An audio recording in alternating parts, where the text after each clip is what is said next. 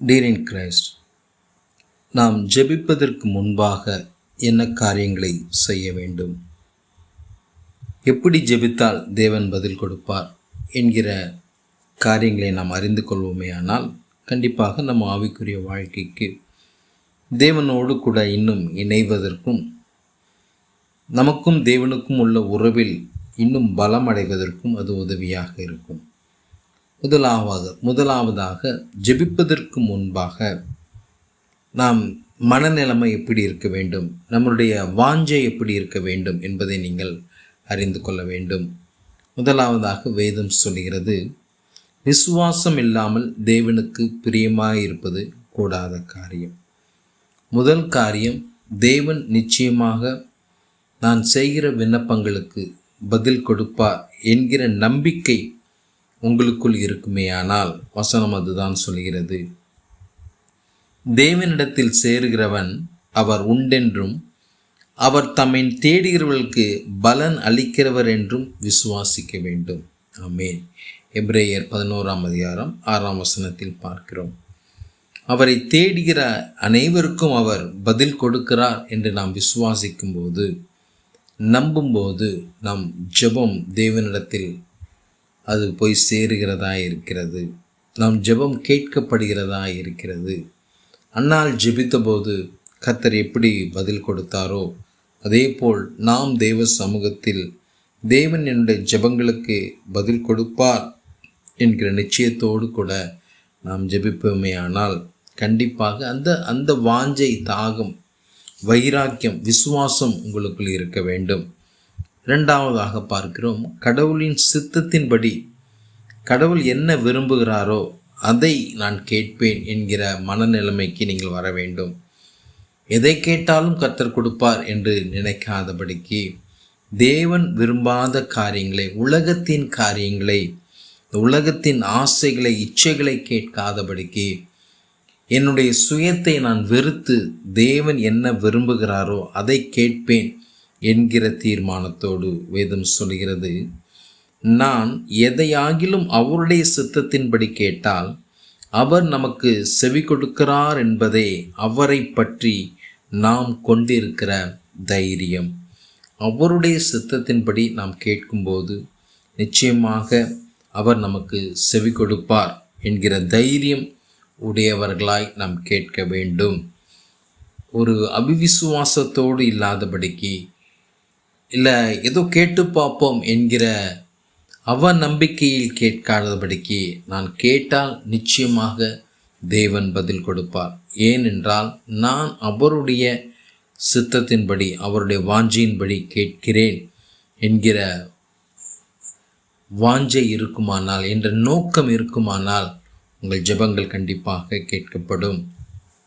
நாம் எதை கேட்டாலும் அவர் நமக்கு செவி கொடுக்கிறார் என்று நாம் அறிந்திருந்தோமே ஆனால் அவரிடத்தில் நாம் கேட்டவைகளை பெற்றுக்கொண்டோம் என்றும் அறிந்திருக்கிறோம். ஆமேன். நாம் அவருடைய சித்தத்தின்படி கேட்கும்போது கண்டிப்பாக அவர் செவி கொடுப்பார், அதற்கு கர்த்தர் பதிலையும் கொடுப்பார், நாம் பெற்றுக்கொள்வோம் என்று நாம் அறிந்திருக்கிற வேண்டும். 1 யோவான் 5:14-15 பார்க்கிறோம். மூன்றாவதாக, ஒரு முறை ஜெபித்தால் பத்தாது.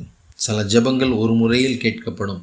ஆனால் பல ஜெபங்கள் பல முறை நாம் கேட்டுக்கொண்டே இருக்கும்போது கர்த்தர் மனம் இறங்கி நமக்கு உதவி செய்கிறவராயிருக்கிறார். அந்நாளை எடுத்துக்கொள்வோம். அவர்கள் வருடந்தோறும் தேவனை ஆராதிக்க போவார்களாம். ஆனாலும் கர்த்தர் ஒரு கட்டத்தில் ஒரு முறைதான் கடைசியாக கர்த்தர் அங்கே ஆசீர்வதிக்கிறதை பார்க்க முடிகிறது. ஆனாலும் அன்னாளுக்கு ஒரு தொடர் முயற்சி, தொடர் ஒரு நம்பிக்கை, தேவன் நிச்சயமாக எனக்கு செய்து முடிப்பார். வேதம் அதுதான் சொல்கிறது. நாம் எதை சோர்ந்து போகாமல் எப்பொழுதும் ஜெபம் பண்ண வேண்டும் என்பதை குறித்து அவர்களுக்கு ஒரு ஓமையை சொன்னார். ஒரு அநீதி உள்ள ராஜாவிடத்தில் ஒரு தாயார் போய் ஒரு நீதியை கேட்கும்போது, தொடர்ந்து கேட்கும்போது அவர் அங்கே மனம் இறங்குகிறார் என்று வேதம் சொல்கிறது. நாமும் நம் தேவனிடத்தில் தொடர்ந்து முயற்சி செய்கிறவர்களாய், தொடர்ந்து ஜெபிக்கிறவர்களாய் இருக்க வேண்டும். வாஞ்சையோடு, விசுவாசத்தோடு, தைரியத்தோடு, நம்பிக்கையோடு கூட ஜெபிப்போமே ஆனால் கண்டிப்பாக தேவன் பதில் கொடுக்கிறவராக இருக்கிறார். நான்காவதாக பார்க்கிறோம், ஒரு தெளிவற்ற ஜெபமாய் இல்லாதபடிக்கு ஒரு நல்ல தெளிந்த சிந்தையோடு, எப்படி அன்னால் எனக்கு ஒரு ஆண் பிள்ளை கொடும் என்று பொருத்தனையோடு ஜெபித்தார்களோ அதே போல நீங்களும் தேவ சமூகத்தில் ஒரு குறிப்பிட்ட நோக்கத்தோடு ஜெபிக்கும்போது, ஒரு திட்டத்தோடு ஜெப திட்டத்தோடு ஜெபிக்கும்போது கண்டிப்பாக உங்கள் ஜெபங்கள் கேட்கப்படும்.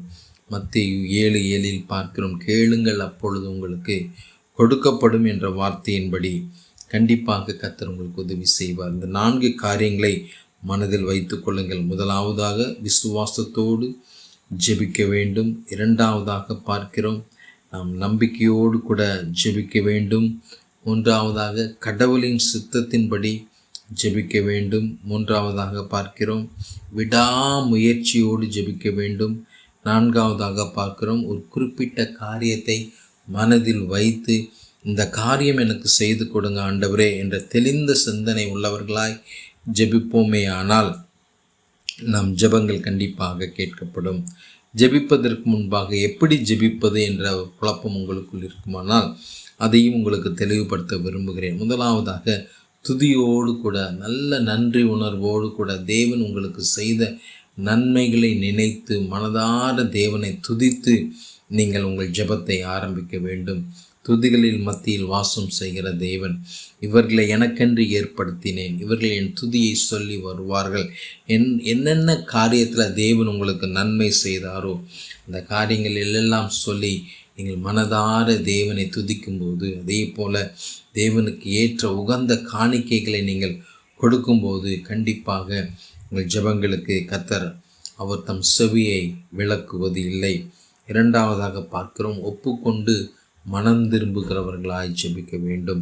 பாவத்தை அறிக்கை செய்து நாம் ஜெபித்து, ஏன்னா அநீதியாய் நாம் தேவனிடத்தில் கேட்போமே ஆனால் பாவிகளுடைய ஜெபத்தை ஆண்டவர் கேட்பதில்லை என்று வேதம் சொல்கிறது. பாவத்தை அறிக்கை செய்வோமே ஆனால் கண்டிப்பாக எல்லா பாவங்களையும் நமக்கு மன்னித்து அவர் நம்மை சுத்திகரிப்பதற்கு அவர் உண்மையும் நீதியும் உள்ளவராயிருக்கிறார். 1 யோவான் 1:9 பார்க்கிறோம். மூன்றாவதாக நன்றியுடன் ஜெபிக்க ஆரம்பியுங்கள். நான்காவதாக பார்க்கிறோம், குறிப்பறிந்து நீங்கள் ஜெபிக்கும்போது கர்த்தர் நிச்சயமாக உங்கள் ஜெபத்திற்கு பதில் கொடுப்பார். ஆமேன். இப்போ நாம் உண்மையாய் வல்லமையாய் ஜெபிக்கணும் பாஸ்டர், நல்லா வல்லமையாக அக்கினியாக ஜெபிக்கணும் பாஸ்டர் என்ற ஒரு வாஞ்சை உங்களுக்குள் இருக்குமே ஆனால் இந்த 3 முறைகளை நீங்கள் பின்பற்றுவீர்களானால் கண்டிப்பாக உங்கள் ஜெபம் வல்லமையாய் மாற ஆரம்பிக்கும். நல்ல ஆவியில் நிறைந்து, பவுல் சொல்வார், நான் ஆவியோடும் கருத்தோடும் ஜெபித்தேன் பாடுவேன் என்று. அதே போல் நீங்கள் ஆவியில் நிறைந்து ஜெபிக்கும்போது வேத வசனம் அதுதான் சொல்கிற. ரோமர் 8:26-27 அந்தபடியே ஆவியானவரும் நமது பலவீனங்களில் நமக்கு உதவி செய்கிறார். நாம் ஏற்றபடி வேண்டிக் கொள்ள வேண்டியது என்னென்று அறியாமல் இருக்கிறபடியால் ஆவியானவர் தாமே வாக்கு கடங்காத பெருமூச்சுகளோடு நமக்காக வேண்டுதல் செய்கிறார். ஆமேன். சில நேரங்களில் போராட்டத்தின் மத்தியில், கண்ணீரின் மத்தியில், வேதனையின் மத்தியில் என்ன ஜெபிக்கிறதுன்னு தெரியாது, எப்படி ஜெபிக்கிறதுன்னு தெரியாது, ஒரே கண்ணீரோடு கூட இருப்போம். கண்ணீரோடு தெய்வ சமூகத்தில் அந்நிய பாஷையில் நிரம்பி நீங்கள் ஜெபிக்கும்போது உங்களுக்காக பிதாவிடத்தில் என் ஆண்டவர் பரிந்து பேசுகிறவராயிருக்கிறார். என் ஆவியானவர் உங்களுக்கு உதவி செய்கிறவராயிருக்கிறார். உங்களை பலப்படுத்துகிற தேவனாயிருக்கிறார். ஆவியானவர் தேவனுடைய சித்தத்தின்படியே பரிசுத்தவான்களுக்காக வேண்டுதல் செய்கிறபடியால் இருதயங்களை ஆராய்ந்து பார்க்கிறவர் ஆவியின் சிந்தை இன்னதென்று அறிவார். நீங்கள் என்ன நோக்கத்தோடு இருக்கிறீங்க, என்ன ஜெபத்தை ஏறெடுக்கிறீங்க என்பதை ஆவியானவர் அறிந்து அந்த ஜெபத்திற்கு பதில் கொடுப்பார். அதே போல் ஆவியில் நிறைஞ்சு ஜெபிக்கும்போது தான் மற்றவர்களுக்காக நீங்கள் ஜெபிக்கும்போது அந்த ஜெபங்களுக்கு கர்த்தர் பதில் கொடுக்கிறார். ரெண்டாவதாக பார்க்கிறோம், வேதத்தில் உள்ள நல்ல வாக்கு தத்தங்களை பயன்படுத்தி ஜெபிக்க ஆரம்பியுங்கள். வேதத்தில் உள்ள வாக்கு தத்தங்களை மனதில் வைத்து இருதயத்தில் வைத்து நீங்கள் ஜெபிக்கும்போது வாக்கு தத்தங்களை எல்லாம் ஆம் என்றும் ஆமேன் என்றும் கூறப்பட்டிருக்கிறது. கர்த்தர் சொன்ன ஒவ்வொரு வாக்கு தத்தத்தையும் அவர் நிறைவேற்றுவதற்கு வல்லமை உள்ளவராயிருக்கிறார், வாஞ்சை உள்ளவராயிருக்கிறார். வாக்கு தத்தங்களை சொல்லி ஜெபியுங்கள். மூன்றாவதாக மற்றவர்களுடன் இணைந்து ஜெபிக்க ஆரம்பியுங்கள். மத்தேயு 18:19-20 சொல்லுகிறார், அல்லாமலும் உங்கள் 2 பேர் தாங்கள் வேண்டிக் கொள்ளப் போகிற எந்த காரியத்தை குறித்தாகிலும் பூமியிலே ஒருமனப்பட்டிருந்தால் பரலோகத்தில் இருக்கிற என் பிதாவினால் அது அவர்களுக்கு உண்டாகும் என்று உங்களுக்கு சொல்லுகிறேன். ஒரு மனப்பாடோடு கூட நீங்கள் ஒரு காரியத்தை குறித்து ஜெபிக்கும்போது அந்த ஜெபங்களுக்கு கர்த்தர் பதில் கொடுக்கிறார். ஒரு நாளும் உங்கள் ஜெபத்தை அவர் புறம்பே தள்ளுவதே இல்லை. பரலோகம் உங்களுக்காய் திறக்கப்படும். நன்றி. ரிமா சந்தூரியா கதரா. ஒரு வல்லமையான ஜெப ஆவியப்பா கேட்டுக்கொண்டிருக்கிற தேவ பிள்ளைகள் மீது கர்த்தரப்பா நீர் ஊற்றுவதற்காக நன்றிப்பா. ரிபா சந்தூரியாந்தரப்பா. கேளுங்கள், அப்பொழுது உங்களுக்கு கொடுக்கப்படும் என்ற வார்த்தையின்படி ஜெப ஆவியப்பா உம்முடைய சித்தத்தை அறிந்து ஜெபிக்கிற பிள்ளைகளாய் மாற கர்த்தர் உதவி செய்யுங்கப்பா. ஆவியானவர் துணையோடு கூட இணைந்து ஜெபிக்கிற பிள்ளைகளாய் மாற கர்த்தர் உதவி செய்யுங்க. பரஷத்தோ காத்தியாந்தரப்பா. வாக்கு தத்தங்களை அறிக்கை செய்து ஜெபிக்கிற பிள்ளைகளாய் மாற கர்த்தர் உதவி செய்வதற்காக நன்றி பாப்பா. ஸ்தோத்திரம். தேசத்தில் ஒரு பெரிய எழுப்புதலின் காரியங்களை கர்த்தர் நீங்கள் வைத்திருக்கிறீங்க பாப்பா. ஜெபிக்கிற ஜெப வீரர்களை கொண்டு, யுத்த சேனைகளை கொண்டு அப்பனே தேசத்தை கலக்கப் போவதற்காக நன்றிப்பா. உங்களுடைய கிருபை எங்களோடு கூட இருக்கட்டும்.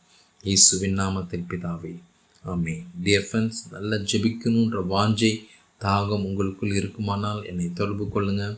உங்களை இன்னும் ஆவியில் பலப்படுத்த நான் விரும்புகிறேன். I am Pastor and Prophet P. Benjamin Newton. I am in Trichy. My mobile number is 807-2959-858. God bless you. Thank you.